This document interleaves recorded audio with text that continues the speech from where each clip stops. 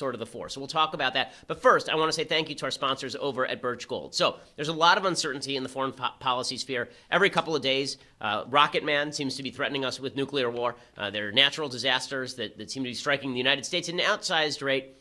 You don't have to be that worried about these things to know that it's probably a good idea to have some food in your house in case things go bad, in case you can't get to the grocery store because there's some sort of emergency, or in case the shelves are cleaned out and the government can't get to you. And that's why you should go over to Birch Gold, and you should make sure that you are also prepped in terms of economics, okay? We talk all the time on this show about how you should be prepared for emergency. Well, when it comes to things like natural disasters or foreign policy problems or business problems, insecurity in the stock market, it is necessary for you to have at least part of your money in a solid asset like gold, like precious metals. Not all your money, but you should diversify, and some of your money should be in precious metals.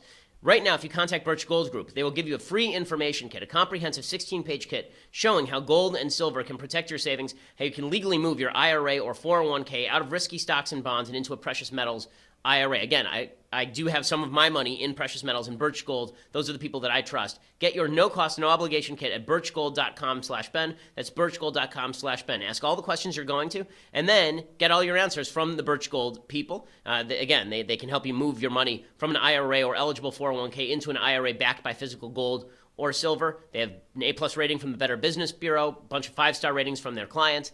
They're the people that know how to do this the best. So ask all your questions, get all your answers, and then when you feel secure, invest in precious metals with Birch Gold.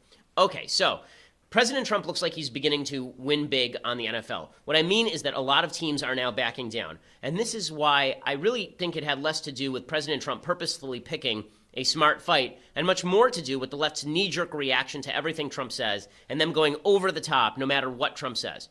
So to recapitulate what exactly happened here, for those who have been asleep in a cave for the last couple of weeks, President Trump said that Colin Kaepernick was an SOB and that owners should fire players who kneel on the sidelines for the national anthem. Now, if you or I said that, we're private citizens. The President of the United States is the President of the United States. Governmental actors should not be telling private actors how to do their business. It's just bad policy. It is not good for the country. If the shoe were on the other foot and Barack Obama were telling people on the right that they should be fired by their left-leaning employers, we would be justifiably angry. Okay, but what Trump wasn't wrong about is that it's nasty to kneel for the national anthem. It is nasty to kneel for the national anthem in 2017. Okay, we're not talking about in 1961 in the middle of Jim Crow.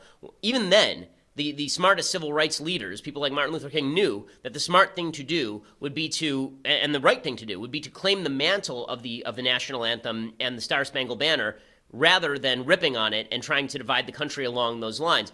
Today, in 2017, there really is no excuse for kneeling for the national anthem. If you have problems with a specific police department, then protest that police department. If you have a problem with a specific police officer, protest that police officer. But to suggest that America is through and through a racist, sexist, bigot, homophobe country that is guilty as a whole for the sins of a few is really it's really quite nasty, and it imputes nasty intent to everybody who's standing for the national anthem, because if they cared enough, they'd kneel too. Okay, so that's where Trump was right. Where Trump was right is when he says that it's nasty to kneel for the national anthem, disrespectful to the flag, disrespectful to people who have fought and died to protect that flag and stand for that national anthem. There he is right. But he did what he does, and he went too far. And I think, is that a strategy? Is that by accident? I would say it's more by accident, because Trump has never seen a moderate comment. Like, Trump and Tact parted ways long ago, if ever they have met. So he says what he says. And the left, because they're really dumb, they decide that instead of reacting by saying, listen, we may agree about the national anthem, but everybody has a right to express themselves the way they want to, and we don't think people should be fired for doing that in the NFL. And then standing up for the national anthem while some people kneel, that would have been the smart thing to do. Instead, what they did is they started to kneel. And they allowed Trump to polarize this debate. So now, instead of this being sort of a messy debate where some people were against kneeling but against Trump, and some people were for Trump but for Trump and against kneeling, instead of that, what you had was instead this weird situation where everyone who was against kneeling was against Trump. Everyone who was for kneeling was against Trump, and everyone who was against kneeling was for Trump. Trump placed himself squarely on the side of the flag and the anthem, and his opposition was politically stupid enough to allow him to create that dichotomy by kneeling with the people who are kneeling. So now it looked like all the people who are on Trump's side like the flag and like the anthem, and all the people who weren't on Trump's side hate the flag and hate the anthem, when half the protest was actually about Trump, not about the anthem at all. Really, really dumb of the left. And now it's beginning to pay dividends for Trump. because Trump stayed on this issue. He realized this was a popular issue. He realized that most Americans don't like people kneeling. He realized that if he could grab the mantle of the flag and the national anthem, then he would end up winning that debate because people like the flag and the national anthem more than they like the people who are kneeling. And if the last election proved nothing, it should have proved that we are all binary thinkers, or at least a huge number of Americans are binary thinkers. We can't think in three dimensions, and so that means that instead of thinking about two issues at once, censorship of people who kneel and the actual kneeling, we just boil it down to the actual kneeling. And the left was, again, dumb enough to fall for this. So Bryant Gumbel over on HBO, the left thought that they had won this debate, which is an amazing thing. Like, there are a bunch of people on the left saying, oh, Trump made a big boo-boo here. I've been saying since the beginning of this, Trump did not make a big boo-boo. What I think Trump did was not great for the country, because I think there was a broad consensus. 85% of Americans don't like kneeling, and a similar number of people are fine with people not being fired for kneeling. Right? So there's a pretty broad consensus. Trump split that consensus. I don't think it's good to split that consensus because I agree with both halves of that whole. But the left immediately jumped into bed with the Colin Kaepernick crowd. And here's Bryant Gumbel saying that he thinks that, great, the athletes are all energized now. Now, for sure, they're going to win this battle. Really dumb stuff from Bryant Gumbel over on HBO. Finally tonight, a quick thanks to the current occupant of the White House for energizing the social conscience of the modern American athlete. That occupant's weekend series of racist, churlish, and childish comments drew a variety of stunning rebukes and actions, which suggest jocks may finally be realizing that apathy won't cut it anymore, that in conjunction with their fame, they have important civic roles to play, especially now. Okay, Many this is one of the suddenly seem dumbest not things. just willing, but also eager to follow in the giant footsteps of Muhammad Ali, Jim Brown, Bill Russell, Billie Jean King, Roberto Clemente, Arthur Ashe, and many others who courageously use their athletic platforms to challenge authority in the pursuit of justice. Okay, we can stop it there for a second. So first of all, I think that it's important to note that a lot of the people who we now hail as, heroes in this area, I'm thinking specifically here of Muhammad Ali, were at the time not seen that way.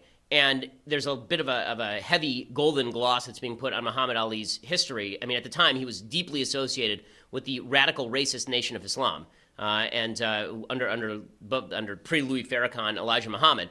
And the idea that he was doing some sort of great service to the country, Muhammad Ali, at the time, I really disagree with that pretty strongly. In fact, many Americans disagreed with it, which is why when he had his first fight with Joe Frazier, a lot of Americans were on the side of Joe Frazier. Muhammad Ali helped exacerbate racial divides. Joe Frazier was a guy who grew up poor in Philadelphia. Muhammad Ali grew up middle class in Louisiana as Cassius Clay. And Joe Frazier was somebody who didn't agree with the idea that you were supposed to stand against the American flag, or that you were supposed to protest the American government, or that America was a deeply terrible place. He was a much more unifying figure than Ali. Ali proceeded to call Frazier a gorilla and use really racist terminology with regard to Joe Frazier in order to push basically the Nation of Islam's message. So now he's hailed as some sort of civil rights hero, but at the time he certainly was not, and a lot of the stuff he did was really, really negative. There's actually a great HBO documentary on this called Ghosts of Manila that you should go check out if you haven't seen it. It's also a book. It's really worth reading on this. But beyond that, if Bryant Gumbel thinks that the sports world is going to win by continuing to politicize itself in ways that are really not well thought out or well calibrated, that athletes doing simplistic things like kneeling for the national anthem is somehow great for the country, this is a battle that Bryant Gumbel and those athletes are not going to win. And I'm frankly confused as to why they think they would. Most Americans don't believe that this is a racist country or should be castigated as such. Most Americans also believe that if you can name a specific racist incident, then we'll fight it with you. But he's not the only one. So there's a Tennessee Titans tight end named Delaney Walker, who, according to the Tennessean, said, first off, I'm going to say this. We're not disrespecting the military, the men and women that serve in the Army. That's not what this is about. If you look at most of the guys in here, I've been in the USO. I support the troops. This is not about that. It's about equal rights, and that's all everyone is trying to show is that we all care about each other. And the fans that don't want to come to the game, I mean, okay, bye. Could you possibly be dumber? I mean, why in the world would you want to alienate your fan base? They are paying your salary. What we've seen over the past couple of years is people not watching ESPN, I think in large measure because it has become politicized. People not watching the NFL as much for a couple of reasons. First of all, the worries about concussions. Second of all, the domestic violence stuff. And then also, yes, the politicization of the NFL. I used to watch a lot more NFL. I don't like watching the NFL as much anymore because I don't need Bob Costas lecturing me on gun control, and I don't need a bunch of St. Louis Rams players perpetuating the lie that hands up, don't shoot was a real thing in Ferguson, which they did a couple of years ago and were not punished by the NFL. You see this from people in the NBA, too. The 76ers, their first-round draft pick is a guy named Ben Simmons. He's supposed to be a very good player. And he comes out and he starts ripping Trump by name. I'm play that in just a second and suggest that this is not smart strategy. And you will see that Trump is going to win this particular battle, which is a big win for Trump. We'll talk about whether it's a win for the right and a win for the culture, because I think it's not quite as easy as some people want to make it out to be. But first, I want to say thank you to our sponsors over at the U.S. Concealed Carry Association. So, someone breaks into your house. Somebody is at the front door and they shatter the window on your front door. They reach in, they pull the latch. You rush out with your gun. The person is trying to get into your house in the middle of the night. You shoot them. You think that's the end of the story. You did a great job, right? You did something good, self-defense, defense of home and others, defense of self and others, defending your property. The police will come and they may arrest you. And that's why you need to talk to my friends over at the U.S. Concealed Carry Association. Right now, they're happy to give you for free, when you go to defendmyfamilynow.com, the 2017 Concealed Carry and Family Defense Guide. It is from the U.S. Concealed Carry Association. Again, it's 100% free. You will learn how to detect attackers before they see you, how to survive a mass shooting, the safest and most dangerous places to sit in a restaurant, how to responsibly own and store a gun, particularly if you have kids, and a whole lot more. It's 164 pages and comes with a bonus audio version. So after you're done with our podcast today, you can go and listen to that. This life-changing guide is 100% free. For a limited time, you'll also get a bonus home defense checklist. So go to defendmyfamilynow.com. That's defendmyfamilynow.com, and get the resources that you need in order to ensure that you are protected in case you, God forbid, have to use your gun. I mean, the reason to own a gun is that you don't have to use it. If, God forbid, you have to use it, you need help from my friends at the USCCA, defendmyfamilynow.com. Okay, so, again, polarizing along Trumpian lines usually wouldn't be a problem for athletes. Polarizing along Trumpian lines when Trump is standing with the flag and with the army is really not a good idea for these athletes. So here is Ben Simmons, who is 76ers forward, I believe, talking about how much he hates Trump. If we were in Australia right now, a lot of people would call him a kid. And that's how I personally feel. Okay, well, that's convenient. I mean, again, is this elevating the discourse? No. And listen, I don't think anyone has an obligation to elevate the discourse. But again, if you're going to polarize the audience, this is probably the best way to do it. So here's the problem. Now the left has staked out a position. The position they staked out last Sunday was, it's good to kneel, or it's good to boycott the anthem, or as a slap against Trump, we're going to do all of these things. And then the fans say, wait, whatever you think about Trump, what are you doing with the anthem? What are you doing with the flag? Like, these are the only unifying symbols we have left. We disagree about everything. We disagree about politics. We disagree about culture. We disagree about the usefulness of the pause pod. We disagree about all these things. But what we don't disagree about is that the flag is a good thing and the national anthem is a good thing. So what are you doing? And so now the NFL has basically been forced to back down. The way that they're backing down is that they are standing and linking arms for the national anthem. This is their sort of subtle way of backing down.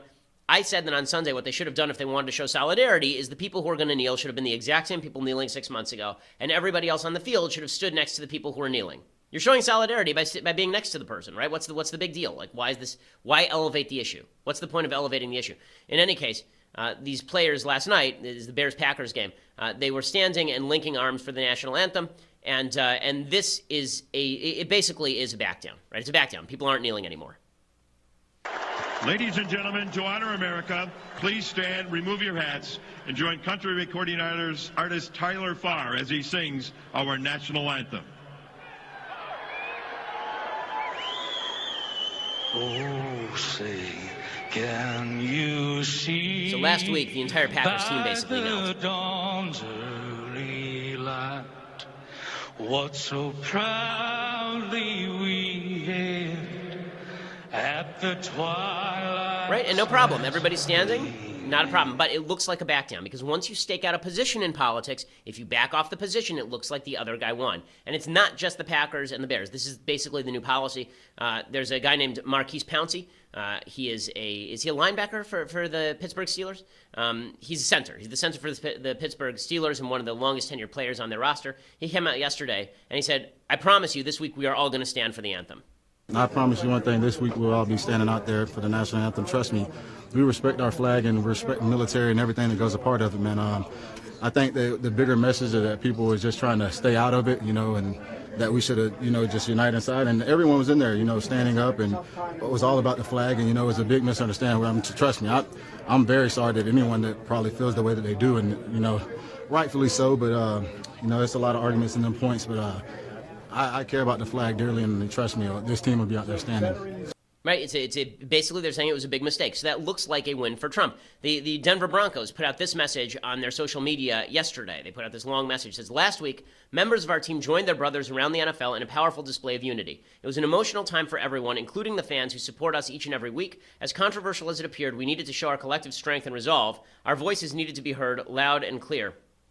Make no mistakes, our actions were in no way a protest of the military, the flag, or those who keep us safe. Which is why, if you thought that, then you shouldn't have picked that example. Like, guys, image matters. You're in an image-driven business, for goodness sake. Okay, it's not like you sell shoes for a living. Right? You're actually in a business where you are on TV all the time. Anyone in the TV industry knows that what's on the TV is the image that people are consuming. They say we have nothing but the deepest love and respect for those who protect our way of life and the freedoms we enjoy as Americans. While there's no greater country, it's not perfect. Inequalities still exist, and we all have work to do in all forms of social justice, which is their sort of sop to Black Lives Matter. And then they say we can all do better. It starts with us. And then they say we are a team and we stand together. No matter how divisive some comments and issues can be, nothing should ever get in the way of that. Okay, well, as a country, we're supposed to stand together. Not just a team. As a country, we're supposed to stand together, which is why people care about this issue in the first place. But again, it now looks like all these players who knelt last week will not be kneeling this week. What prompted the change? People are going to say Trump did. Right, so big win for Trump. Big win for Trump. The NBA's Adam Silver, he came out, he said he now expects the players to stand.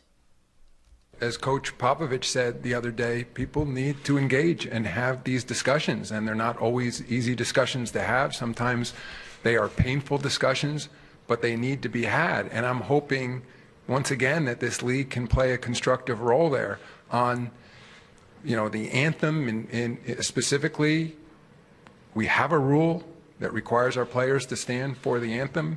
It's been our rule as long as I've been involved with the league. And my expectation is that our players will continue to stand for the anthem. Okay, so nothing actually changed in the NBA, and this is the important thing to note. It looks like the NBA is backing down because some of the players were really loud about this stuff, but nothing actually changed. I mean, in 1996, there was a guy named Mahmoud Abdul Rauf. He was a guard for, I believe it was at the time, was he on the Golden State Warriors? Or the Denver Nuggets. He's on the Denver Nuggets at the time. And he refused to stand for the national anthem. Instead, he decided that he viewed the American flag as a symbol of oppression and racism, and he said that standing for the anthem would conflict with his Muslim faith. He said, you can't be for God and for oppression. It's clear in the Quran. Islam is the only way. I don't criticize those who stand, so don't criticize me for sitting. So the NBA suspended him for a game, and they cited a rule that the players had to line up in a dignified posture. It cost him about $32,000. The players' union supported him, and he reached a compromise with the league that allowed him to stand and pray with his head down during the anthem. And that was the end of it. That was the end of it. His career basically tanked after that because he lost his entire fan base. But that was basically the end of that. So the idea that this battle started just last week is not really true, or the idea the NBA switched its position on this is not really true, but the impression left in the minds of the public is that all these people were going to kneel. Trump stepped in. They're no longer kneeling. Good for Trump. So big political victory for Trump. Now, is it a big political victory for the right? Well, on the one hand, a victory for Trump against people who are kneeling is sort of a victory for the right, except that more Americans thought that Colin Kaepernick was doing a dumb thing before Trump intervened than after he intervened. If you look at the polls, again, there was like 85% of Americans thought that Colin Kaepernick was doing the wrong thing. Now it's about 60% of Americans, 65% of Americans. That's not actually a victory for the right. Right? It's actually a loss for the right. If I would have told you that, let's say that Trump weren't president. Let's say that Hillary had, God forbid, been elected president. And let's say that Hillary had made comments talking about how wonderful it was to kneel for the anthem. And the number of Americans who thought it was bad to kneel for the anthem dropped from 85% to 60%, and have said that's a terrible thing. 25% more Americans now are okay with kneeling for the anthem. That's a really bad thing. Well, 25% of Americans are now okay with kneeling for the anthem. That's not a great thing, even though Trump wins a political victory by looking like a strong guy. And it's not really great for the country. And this was my objection in the first place. Again, a lot of people on the right saying, oh, we're winning the culture war. We're winning the culture war. So in the one sense, I think the right is winning the culture war by demonstrating that the left is willing to be this radical. That is a win for the right. Okay, that's a win for the right. If the left is willing to side with Colin Kaepernick just to oppose Trump, it demonstrates how radical they are.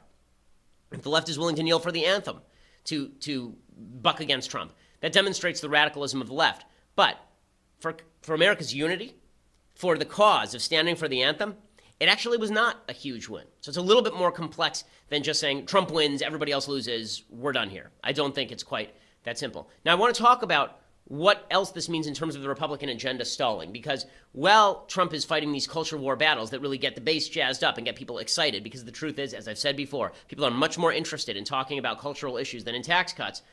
Are the Republicans even going to be able to do anything? And what is the divide inside the Republican Party? What does it even mean? It's confusing, because you hear the term establishment, and then you see people who are clearly not establishment being called establishment, and people who are working with Nancy Pelosi and Chuck Schumer being called anti-establishment. What do these terms even mean anymore? Rush Limbaugh was on with Sean Hannity last night, two guys who I've been very friendly with and people I grew up listening to, and they were talking about Trump versus sort of the Republican Congress. And we'll get to that in just a second. But first, I want to say thank you to our sponsors over at DaVinci. So yesterday I was in Utah, and we didn't have a place to broadcast. So we used DaVinci to book a boardroom in this really nice building, beautiful boardroom, and we filmed from the boardroom there for a very, very low cost. That is what DaVinci does. In today's digital business world, you may not have offices. You may not want to pay rent, like we do at this building for offices. You may have an online business, and you have a meeting now, or you have to Skype call somebody, and you don't want to look like you're doing it from your closet. So instead, what you do is you go over to DaVinci and you book a DaVinci meeting room. They provide you instant access to over 5,000 incredibly affordable meeting rooms in well-known office locations in every city, and they make it really easy. You search, you book, you meet. And what's amazing is that not only that, the DaVinci meeting room comes fully staffed. So we got there, and there was actually an assistant who was ready to usher us into the room, bring us coffee. It's like you have your own office. It's really amazing. And equipped with all the latest tech plus high-speed internet. Whether you need a day office or a conference room, a boardroom or a training space, DaVinci has what you need to make your next business meeting a success. And those DaVinci meeting rooms start at just $10 an hour. So everyone, listen, we have offices, but when we're on the road, we use DaVinci. I'm going to go to Sacramento next week. I'm going to use DaVinci, right? This is the way that we operate here at the business, and that's how you should operate whether you have offices or not. If you don't have offices, it's even better, because then no matter where you are, you're in your home city, and you need an office for the day. Just use DaVinci. So right now, go to DaVinciMeeting.com/Ben, and the first hour is on them, so the first hour is free. DaVinciMeeting.com/Ben. Your first hour, again, is free. Terms and conditions do apply. For details, go to DaVinciMeeting.com/Ben. And you will see the place you hold your next meeting is going to be a lot better than where you're holding it right now. DaVinciMeeting.com/Ben. Really, it's a great service. And yesterday's service was really tremendous. I mean, it was like being at home when we were on the road. Really amazing. Okay, so while Trump is engaged in these culture wars, which is the stuff that animates elections, let's be frank about this. What Republicans do on tax cuts is going to be much less significant for the 2020 election than this NFL stuff. Sorry, that's just the way it works. That's why Donald Trump can go from a guy who was commenting on Twitter about birtherism 4 years ago to the president of the United States. Culture wars matter a lot more than the political battles. But what does that mean for the political battle? In some ways, it means that it's harder to get people on the same page, because all you have to do is virtue signal in the culture wars, and then we don't actually have to pass anything. So there are some pretty significant and fundamental differences inside the Republican Party, and it's always interesting to watch people like Sean and Rush, both of whom have been strongly supportive of President Trump, talk about what the Republican Congress is doing to buck Trump. Instead of suggesting that everyone has a duty to get on the same page, the idea is that if the Republicans would just follow Trump, he would lead them to the promised land. I don't think that this is exactly correct. I don't see them embracing strong ideas and going and selling them, which I think they'd win on the... I don't think they're conservative. I don't think they ever have been. They don't want Trump to succeed with his agenda. They can't afford that. I'm not exaggerating here. They can't afford for him to succeed with his agenda. They can't afford it. The lid's blown. The gig is over. The joke is revealed. If an outsider with no prior political experience can come in and fix messes that people have been promised would be fixed for 30 years, how does that make them look? They can't allow that to happen. Okay, so Rush is actually making a slightly different point. He's not making the point about conservatism. He's making a point that there are all these career politicians who haven't been doing anything. If Trump comes in and fixes things, he makes them look bad. I don't think that that's actually what's going on here. I don't think that there are a lot of career politicians who are sitting around going, you know what, if I thwart Trump, I look better today. How many Republicans feel like if they thwart Trump on things they want passed, that is actually going to make them look better in the eyes of their own constituents? Their constituents voted for Trump. Their constituents voted for Trump. If they look like they're actively thwarting Trump, they get ousted.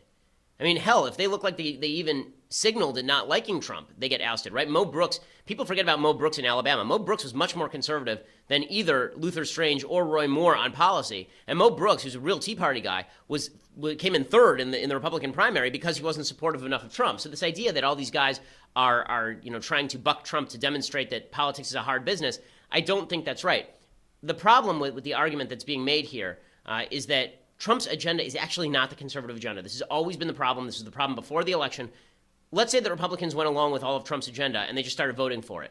They'd be voting for higher taxes on people who are actually paying the taxes. They'd be voting for bigger spending. They would be voting for presumably a giant infrastructure bill. They would be voting for immigration policy that their own constituents in many cases don't support. They would be voting for President Trump's program with regard to foreign policy has been all over the place. Like, Trump doesn't have a well-defined program where you can even say follow the leader. Rush admits that Trump's tax policy is pure populism, and then he says that Republicans won't pass it because it's pure populism. Maybe that's not a terrible thing. I mean, if the tax policy is populism, I wasn't aware that these guys were elected on a populist message. They were elected on a different message. What it really is how to get votes from the middle class. This is a pure populist approach. This is not a conservative approach to tax reform whatsoever. On this one, President Trump is who he is. He is a full-fledged nationalist populist, and this tax policy indicates that. That's fine. That's who he is. So what Rush says here sort of, I think, disagrees with what he was saying in the first clip. In the first clip, he's saying, these guys in Congress, they aren't conservative. If they were conservative, they just go along with Trump. But then he's admitting that Trump's tax policy is pure populism. You can't really have it both ways. Okay, Trump's tax policy here, when he's saying he wants to raise the taxes on the people who are paying the majority of the taxes in the country, that is not a conservative thing to do. So what, and all of the hubbub around Trump and Trumpism and this idea of nationalist populism, Trump isn't a nationalist populist. Trump is just a guy with a bunch of views. This idea of putting like a philosophical patina on Trump's collection of viewpoints is wrong. Like, sometimes he does stuff that's super conservative. I have to stop here and praise Trump. Yesterday, he nominated Justice Don Willett of the Texas Supreme Court to the Fifth Circuit Court of Appeals. Great. That's terrific. He also nominated a judge whose last name, he's an Asian judge named, I think his last name is Ho, and he was nominated also. He's also quite conservative. Trump's judicial nominees have been across the board very conservative. That's been fantastic. But Trump isn't a conservative, right? So the point that I'm making here is not that he doesn't get credit for that. He absolutely does. That's a wonderful thing, and he should continue nominating terrific justices to fill these slots. But the suggestion that Trump is across the board a consistent guy, or he has any sort of through line to what he believes, is just not true. Ann Coulter, I think, is sort of making the same mistake here. Again, I've known Ann since I was 16 years old. Here's Ann talking about Roy Moore, the guy who just won the Alabama Senate primary. It's very controversial because not only did he bring in a Ten Commandments monument and put it on the lawn at the Alabama at the state courthouse, I guess. He refused to remove it when he was ordered to remove it, and he was ousted from his job there. Then he got his job back. Then he refused to enforce same-sex rules promulgated by the Supreme Court of the United States, and then he was ousted again. He's made some pretty ridiculous comments about people like Keith Ellison not being able to be seated in Congress because Keith Ellison is a Muslim. That's absurd. I really dislike Keith Ellison. I think Keith Ellison's an awful person, but I don't think that Muslims should not be allowed to sit in Congress. I think that's silly. But in any case, here's Ann Coulter on Roy Moore talking about what happened in Alabama. Because remember, Roy Moore was the guy who was not endorsed by Trump. Luther Strange was the guy endorsed by Trump, but Roy Moore beat Luther Strange pretty handily. Here's Coulter. How you doing? Fantastic. How are you, Mark Simone? Oh, you sound happy today. Does this have Yes, because your candidate lost and Trumpism prevailed. My candidate? I didn't have a candidate. Trump. Your president. I don't know anything about Alabama Senate candidates. They look like two Andy Griffiths. You know about Trump, and Trump has not been following Trumpism. We now see there are two different things. Trumpism 1, Trump 0. Okay, so this is the message that people are trying to do now. So now that it's clear that Trump does not actually have an ideology, people are trying to actually construct one and then separate it from Trump. But we'll call it Trumpism, which is incoherent. What really unifies the party? You want to know why the Republican Party is having difficulty governing? The reason they're having difficulty governing is because the only unifying thread between Trump and the Trumpists, the people who like Trumpism or whatever they're calling that these days, the nationalist populists, and the people who are traditional conservatives and libertarians, the only thing that unites them is opposition to the left. That's not a great thing. Okay, listen, we're not big on the left here, right? I mean, we give you a mug, right, that says leftist here is hot or cold. Like, this is, well, we're not huge on the left, but you actually have to push a certain ideology if you hope to unify and actually be able to govern. The fact that Republicans are not really speaks to the idea that opposition is a lot easier than governing. And this is where I keep saying this over and over, Mr. President, you campaigned as a leader. You campaigned as the guy who was going to lead Republicans to the promised land, the guy who was going to get things done. Forget about the first part. Let's just talk about getting things done. If you want to get things done, you need to buckle down and you need to force through your agenda by taking it directly to the public and by wheeling and dealing, which you say you're great at. You need to do all of these things because otherwise it's just going to be the Republicans unable to push an agenda and you sitting on the sidelines sniping at them. That's not a recipe for legislative success in any way, shape, or form. Well, we're going to get to things I like, things I hate in the mailbag. But first, you're going to have to subscribe if you want to see that live. So you can always listen later on audio. But if you want to subscribe and see the rest of the show live and be part of the mailbag, get your questions in, then go over to dailywire.com, $9.99 a month. We'll get you a subscription to the Daily Wire. You get my show, you get Andrew Klavan's show, you get Michael Knowles' show, you get all of those shows fully live. You can download them later ad-free when you are a subscriber. You can also get our website without banner ads. You get all those things when you subscribe. If you become an annual subscriber, you get this, the aforementioned greatest vessel for holding tears in the known universe, the Leftist Tears Hot or Cold tumbler. And you can use that to your heart's content for $99 a year. If you just want to listen to the show for free later, go over to iTunes or SoundCloud or YouTube, subscribe, leave us a review. We always appreciate it. We are the largest, fastest growing podcast in the nation. I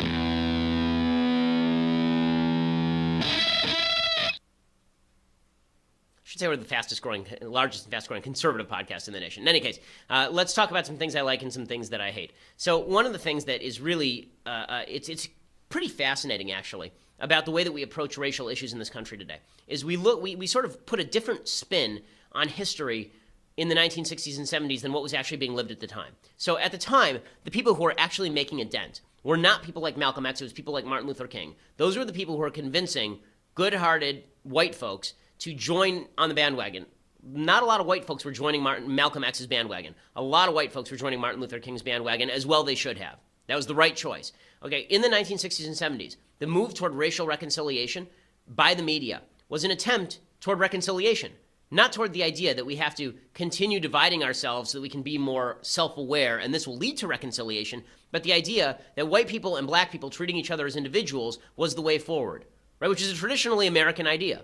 Now, I want to contrast the way that the football universe is acting today with, black players have to kneel because they see a different flag than white players, and white players have to stand by black players who kneel because they have to respect that black people see a different flag than white people. That sort of ideology promoted by Dan Patrick a couple of days ago, contrast that with what the media were trying to do back in the 1970s. So this is one of the most famous TV movies of all time. It's a TV movie called Brian's Song with a great cast. So it's James Caan and Billy D. Williams. This comes out in 1971. It is at the time, I believe, the biggest and highest rated TV movie of all time. And it is about Gale Sayers, who's the famous running back for the Chicago Bears, and Brian Piccolo, a backup running back for the Chicago Bears. And the whole movie is about racial reconciliation. And again, this is when the media was actually trying to promote racial reconciliation rather than racial division in the name of racial reconciliation. So here's Brian's Song, which is a very moving, good movie.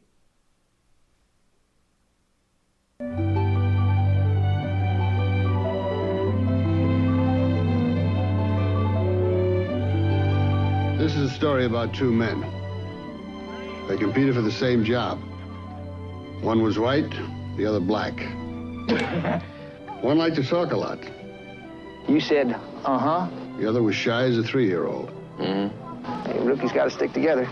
Our story is about how they came to know each other, fight each other. I'm going to whip you, Sayers. But you got to be at your best. And help each other. I think I owe you a beer. I owe you a lot more than that. Yeah. Okay, so what actually happened in real life, it's a true story.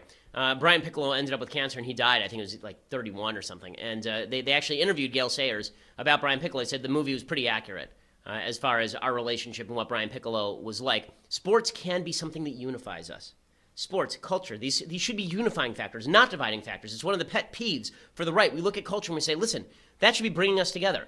You know, we can have uplifting stories like this. Yes, of course we can tell stories about terrible things that have happened to black people in the past and happened to black people in the present. But we also need a message of reconciliation, or we're never going to be able to move beyond this. This is what Obama promised in 2008 and then didn't deliver over the next 8 years, instead opting for the intersectional politics of the left that suggests that America is innately divided and can never be reconciled. That's a disaster area. And it's a really good movie. It's a very moving film. So Brian's song, you can go check that out. Okay, other things that I like. Speaking of things that should be unifying, Steve Scalise, the Louisiana congressperson who was shot by the Bernie Sanders supporter, again, not Bernie's fault, as I've said 1,000 times, but he was shot by a guy who's a far leftist in the congressional baseball shooting. He finally came back to the House yesterday after a long recovery, and here he was arriving there.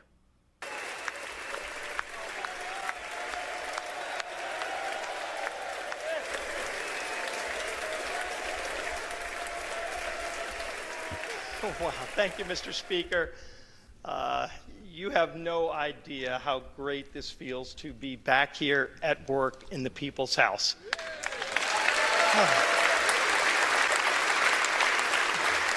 You know, and that stuff is good. As I mean, you can imagine, it's moments that we like this that we have to remember that, again, I keep going back to the Lincoln line. We must be brothers, otherwise we're going to be enemies, and this is a good example of that. Okay, time for some quick things I hate, and then we'll go to the mailbag.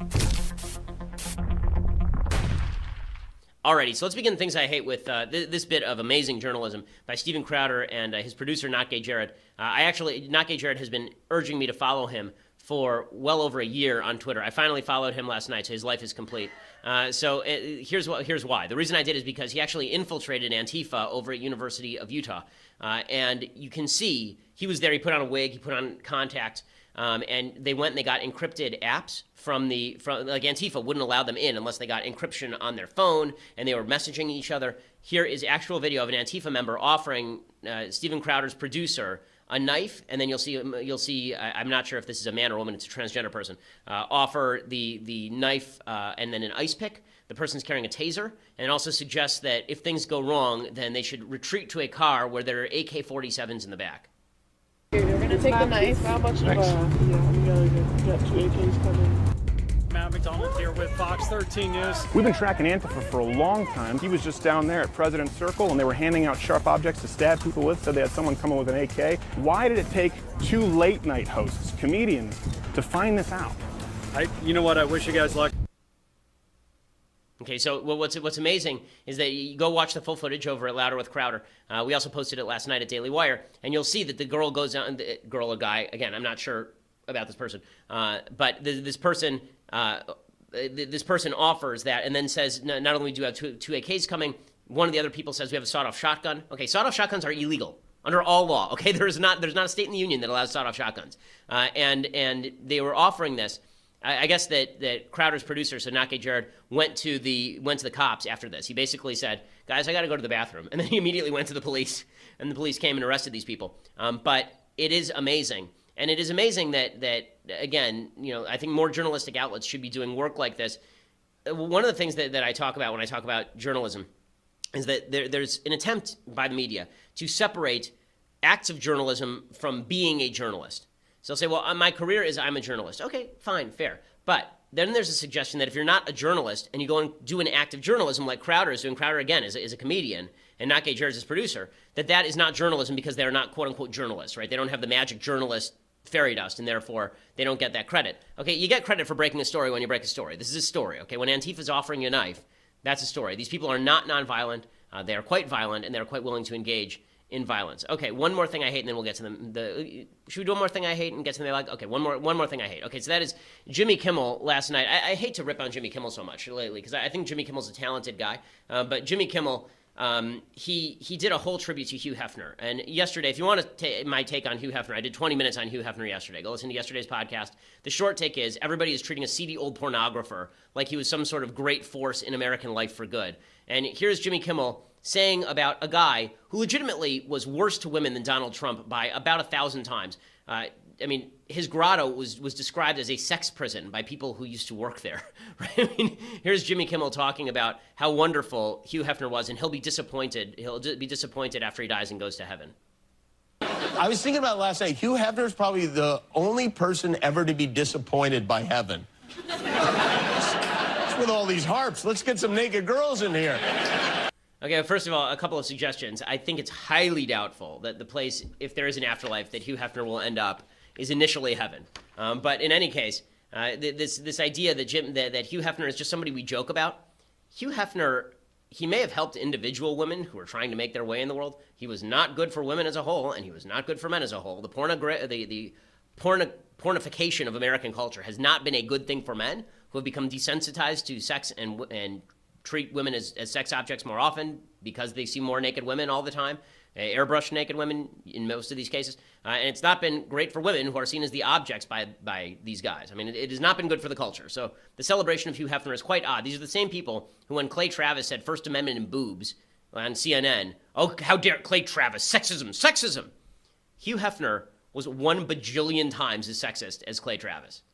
I mean, legitimately, pretty incredible. And by the way, there's an awful article over at Politico today saying that Clay Travis is somehow an alt-righter, and then they provide no evidence that he's actually an alt-righter. I guess that he's an alt-righter because he says that kneeling for the flag is bad and that Trump is right. I may disagree with him, but that doesn't make you alt-right. Okay, in any case, let's get to the mailbag. Again, if you're a subscriber, write your messages now, and we will do some live. Okay, Isaac says, I'm 21. I have no idea what I want to do with my life. I have no real interest either. How do I find out what I should do for my career? Well, you're asking me if you're like if you're like an amoeba, what should you do with your life? So you have no real interest and you have no idea what you want to do with your life, and I'm supposed to fix that for you? So normally I fix your problems. Let me start with this one. If you are bored with things, it's because you're boring. Okay, if you're bored with life, it's because you haven't searched enough. If you decide to be bored with life, you're not going to make a career or a happy life out of being bored. So you do have to find something that you are enthusiastic about, something that you're interested in. Listen, you're interested enough to become a subscriber to this show, which means that you're obviously interested in pop culture and politics. So there are certain things you're interested in. You know, you may not be interested in becoming an electrical engineer, but there are certain aspects of life that you are interested in enough and fascinated enough to engage with. You need to find out what those are and what aspect of that you can be good with. And there's so much crossover in the economy, right? You can be interested in politics and you don't have to sit behind a mic like me. You can, we have people who cut audio for us. We have people who do animation for us. We have people who produce the show. We have people who travel with me on the road. We have, there are lots of different jobs in this milieu. So if you're interested in this kind of stuff, there are lots of different jobs that fulfill different skill sets. What I say to everybody, find your passion and then find the skill set that matches your passion. And that's the best way to have a happy life. Julia says, Dear Ben, my parents are Baalei Teshuva. This is Jews who become religious.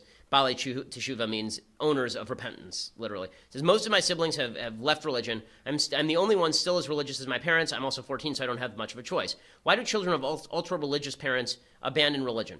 So I think one of the reasons is that ultra-religious parents very often don't feel there's a real balance in the religious community between cloistering your child and exposing them to ideas so that you can inoculate them against bad ideas, right? You understand why people feel that there's a seduction to secular culture. There is. I mean, you get to do whatever you want, right? All the time, you get to do whatever you want. Sounds great, except that you may not find fulfillment in that. Sometimes acting with virtue is the place you actually find fulfillment. But let's say that you're an 18-year-old kid, and you've only lived in an ultra-Orthodox community. You lived in a Haredi community, for example, and you decide you're going to go to college. And suddenly, people are saying to you things like, well, have you ever considered that Sinai may not have happened? Or have you ever considered that the Bible is a book of myth? Or have you ever considered that religion may be false altogether and God doesn't exist, so you can do whatever you want? And hey, look, they're a bunch of hot girls. Let's go to a party, right? These things actually affect people who are religious. And this is why I think it's very important to have open and honest conversations about the nature of faith, about the nature of your faith, about why it is that going to the party with the hot girls, it may be worth foregoing that in order so that you have a better life in the future. Like, I have a very fulfilled life, thank God. I have a very fulfilled life. I was a virgin until I was 24, right? I was married at 24 to my wife. She was 20, and I am very pleased with that decision. She was a virgin as well. I do not have a single shred of regret that I didn't go to college parties and drink myself senseless and have sex with random people. I have no regret about that. I don't have regret about that because I think that I've chosen a better way of life. And I think that you have to feel that you are defending a higher truth in order for you to feel as though you're doing something valuable and not be seduced by outside forces. So people tend to react to the outside forces by cloistering themselves. That only makes them more vulnerable. It's sort of like the polio virus in the 1930s. Well, one of the funny things about the polio virus is that it tended to inflict more damage on people who are very wealthy than people who are very poor. And people are wondering, why is that? Well, the answer is that a lot of poor people were playing outside in the mud and exposing themselves to germs. They had stronger immune systems. And a lot of the rich kids weren't. If you keep a baby in a bubble, and they never have to deal with antigens, then there's never going to be a situation in which their immune system has developed enough for them to actually fight those things off. You have to expose your kids to enough ideas that are foreign to your culture and then defend your culture against those so that your kids have heard it before and it's nothing new and seductive. By the way, I feel this way about when you talk to your kids about sex. I think that half of the things that go wrong with regard to kids and sex is that we say to kids, you can't talk about that. It's secret. It's mysterious. When you take the mystery out of sex, then you're actually injecting the love back into sex, meaning that sex is not anything mysterious. It's a biological function, right? It's certain parts going in certain places. When you remove the mystery from sex, what you end up doing is suggesting that in order for it to be more than that, there needs to be some sort of feeling attached to the sex. I think the mistake a lot of religious parents make is they say, ooh, we can't talk about that. We can't talk about that right there. Yeah, that's dirty. That's dirty talk. We can't talk about it. And then kids go, ooh, it's dirty. Sounds great. Right? That's it. So I think it's a big mistake not to be open and honest with your kids about this kind of stuff. Mitch says, what is your favorite musical period, classical, romantic, etc., and why? Well, I think probably the border between classical and romantic. So for people who don't know classical music that well, classical music was basically there's the Baroque period, which is sort of Bach, and then there's the classical period, which is considered Mozart and Beethoven. Beethoven really sort of spans the divide between classical and romantic, and by the time it gets to Tchaikovsky and Brahms, you're in the romantic period. So Beethoven is the best composer who ever lived, although there is a strong argument for Bach. The most listenable music in terms of just you turn on the radio and it's easy listening is Baroque / classical music like Bach. That's if I had to pick one composer to take to a desert island, it would be Bach. Benjamin says, hey, Ben, I've been reading up on Israel, and I'm becoming frustrated with the fact that Israel's public perception has shifted so negatively when it's blatantly obvious that they are not the hostile actors in the region. When did this shift in public opinion occur? Who are the main proponents of it? So the major shift in public opinion did not occur in the last 10 years. It occurred in 1967. Before that, Israel was considered a small nation fighting for its survival in a community of nations seeking to destroy it. And after 67, when Israel was dominant in the Six-Day War, then a lot of the left suggested that Israel was now the oppressor because Israel was powerful, and also Israel was bad because it wasn't socialist enough, because that was about the time the Soviet Union realized that they were going to try and make inroads in the Arab community by making nice with people like Nasser, who was the head of Egypt at the time, and in doing so, they sort of posed Israel as a mini America, and people hate America and Israel for basically the same reason if they hate Israel. Chris says, hey, Ben, if you were trying to get into politics on a local level, what would be a good position to begin a political career? Well, it depends on your neighborhood. I would say the easiest place to get in is usually something like the school board, some place where there are 5,000 voters, because there you can actually do direct outreach to all the people who are voting. It's enough people you can actually shake all the hands of every voter that you want to vote for you. And then once you're on the school board, you can actually do some good, hopefully, for the students, and that usually seems like a good way to promote your career. Kathy says, I have a family member who's in a lesbian relationship, raising a baby, and I have 2 children under 4. I don't want my children to be confused by seeing this. How do I handle holidays? Well, I mean, I think that you should honestly have an open conversation with your lesbian relative. I think that that's perfectly fair. I think it's perfectly fair. Confusing small children about heterosexuality versus homosexuality seems to me a really bad move, because if you're trying to inculcate a set of values and you say that it is better for your child to be straight than gay, which is a perfectly respectable, non-homophobic position, just talking about what will lead to your perception of human happiness, that's not irrational in any way. If you say to this lesbian family member, listen, you're welcome to come over. You're welcome to say that this is your partner, right? This is a person who you live with. But we don't like using the word wife because I don't want to explain to my child that, because I don't believe in same-sex marriage, right? The state may, but I don't. And I don't want my child to believe in that either, and that's my right as a parent. You can either respect my rights as a parent, or we can meet privately away from the kids. Like, this is a matter of parental rights. And you don't have a right to teach my kid anything. I have a right to teach my kid what I want. It's my kid. Jessica says, happy Friday, Ben. Yesterday you said if you haven't wrestled with your doubts, you're not religious. Is there a particular time you wrestled more heavily with your faith, and what brought you assurance? Thanks for always being the voice of reason during the nonstop carousel of leftist crazy. So it's kind of weird for me. When I wrestle with doubts, the doubts that I tend to wrestle with are doubts about how much of faith can be based on rationality and how much of faith has to be based on faith. So there's never been a time where I've really thought that God didn't exist. I've wondered whether there's a rational basis for God's existence, and that's where I'm really doubtful. I also have never responded to tragedy that has occurred in my family by doubting God's existence. That's just, a lot of people do. A lot of people see terrible, terrible things and they doubt God's existence. I've never really had a problem with the theodicy, the issue that why, if God exists, why does evil exist? It seems to me that God created a system where free will has to exist, which means that he has to shield himself, because if everything God did were immediately visible in terms of acts and consequences, free will would go by the wayside. That said, I think that's why I'm constantly reading about religion. A little bit later today, actually, I'm going to do a Facebook Live with a professor named Edward Fazer, and I welcome you to go over to our Facebook page and watch. He wrote a book called 5 Proofs of God's Existence, and I want to talk to him about those proofs and what they mean, and how much of faith can actually be based on reason, and how much you have to actually take a leap of faith. I would also say that one of the things that brings me a little bit of comfort here, maybe it's foolish, but I think that it's true anyway, is that every system of thought has leaps of faith attached to it. Sam Harris has as many leaps of faith in his system of thought as I do. And what'll be fun is I'm doing an event with Sam Harris in December in San Francisco. We're going to sell it. It's like 2,500 seats, and we're going to talk about all these things: free will, religion. It should be a blast. I look forward to it. Sam's a good guy. Madison says, "Hi, Ben. Thanks for signing my canvas when I met you in June. What's your position on physician-assisted suicide? Should it be legal? Is it moral? What is the best argument against it?" So it seems to me that the best argument against physician-assisted suicide is that it's physician-assisted. So I think there's an interesting moral argument with regard to assisted suicide in general. Like the truth is that when we have palliative care, it's not assisted suicide formally because we're not injecting enough morphine to kill you, but we're basically making you comfortable until you die. Putting physician-assisted suicide on the table means that you have to start drawing lines now. Even people who are in favor of physician-assisted suicide usually want to require that the person who is receiving the physician-assisted suicide should have to go through some sort of background check. That if you're an 11-year-old who's having thoughts of suicide, but you're perfectly healthy in every way, that we shouldn't allow you to do that. Well, now you're putting your standards on the person who wants to commit the suicide, which denies the fundamental argument you're making about autonomy. So that's sort of interesting. I don't think doctors should be in the business of death. I don't think doctors should be competing to see who can deliver death at the cheapest price in a free market. And doctors should be there to heal. Your suicide, also, you should be taking culpability for your own suicide. It shouldn't be on a doctor to have to take culpability for killing you. All right. Joseph says, "Hi, Ben.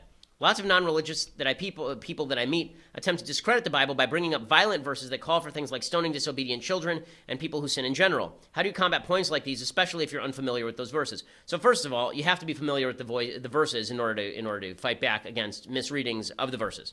If you don't know that much about it, you say, "Listen, I want to go do the research on the verse. Forgive me if I don't take your opinion as gospel truth on this particular verse, since you obviously have an axe to grind. Let me do the research. Maybe I'll have a response." On those particular verses, by the way, the Talmud says that no child has never been held accountable for what they call ben sora or mora, which is the rebellious child who is stoned.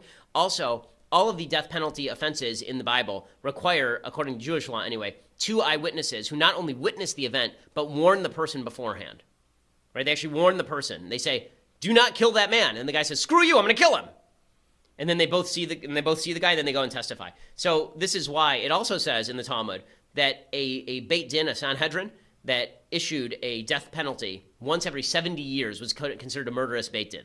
So all of the talk about all of the death penalty stuff in the Bible was really not applied. It was an attempt to express that rebellion against God in participation in sin is worthy of death. That's really what it's about. Chris says, "What do you believe will be Trump's most likely legislation to pass during this term? It seems healthcare is behind us for now, and tax reform is on shaky ground as well.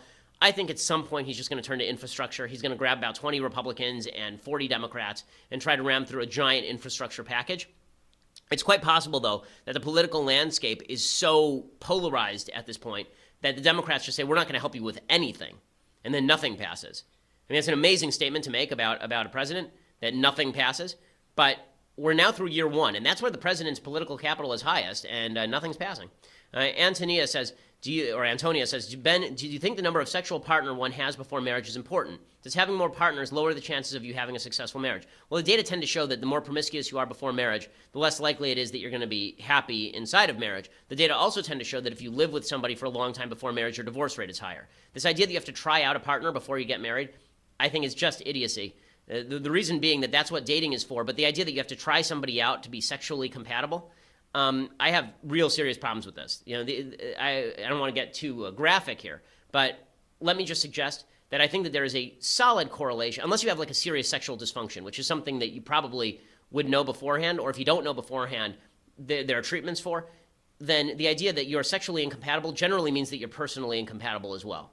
These are all issues that should be discussed up front, but this making sex super complicated, like you have to try it out because you're comparing cars, it seems like idiocy to me.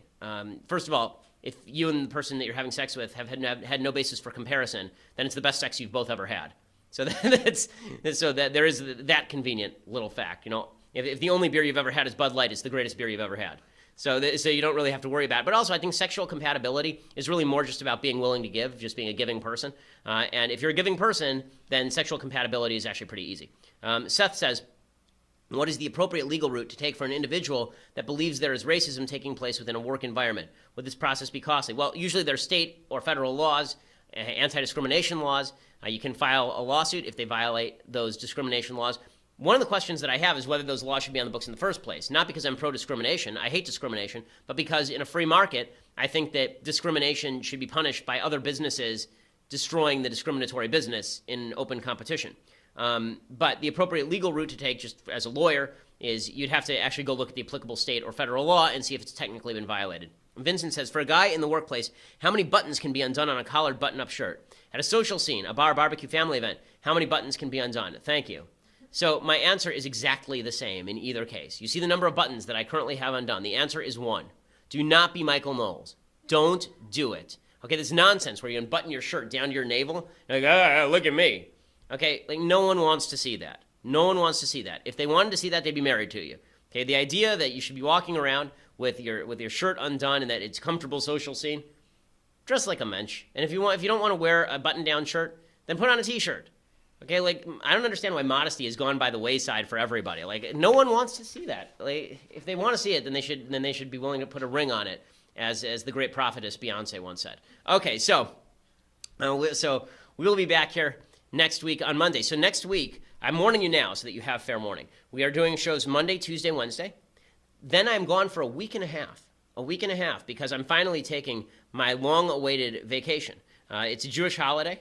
So I'd be missing some of those days anyway. So I'm taking the vacation during the Jewish holiday. I'm really technically missing only like a couple of days that I'd be able to broadcast anyway. But that means that next week you're going to have to listen up and listen good, because if you're going to fix things while I'm gone, then you're going to need to listen to my words of advice very clearly, and you need to put your ear very close to your phone. And you're going to need to assume that everything that I say is correct, because for a week and a half, I will not be here to guide you. When I come back down from the top of the mountain,